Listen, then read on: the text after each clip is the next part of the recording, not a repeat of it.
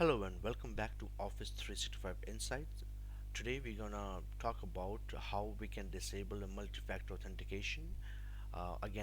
This multi-factor authentication or MFA is something wherein wherever you sign in to Microsoft apps, it sends you a code, which you need to punch in on your phone to verify it, as we all know. Now, for any reason, if you want to disable it for any testing purpose, or if you don't want to use it multi-factor authentication, so I'll show you the process. So let's dive into it.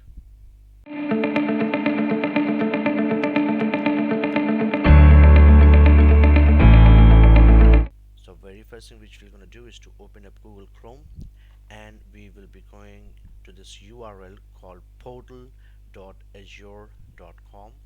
You can pause the screen and watch it. This is the address where you have to go to. Now you'll see multiple options here. The one which you need to click is the view option here, which is under the manage Microsoft Entra ID.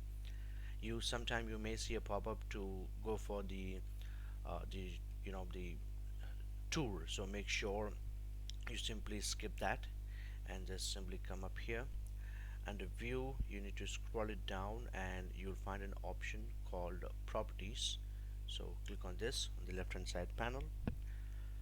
Now once it gets loaded, if you have to scroll down again, and you will see an option called your organization is protected by security default.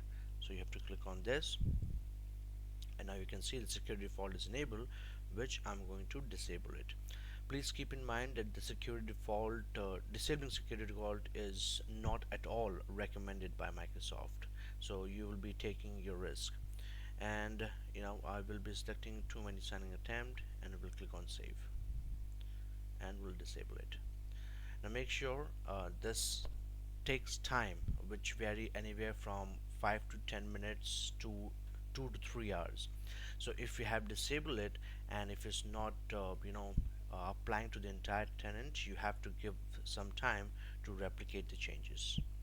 That's all from mine today. Thank you. Happy learning.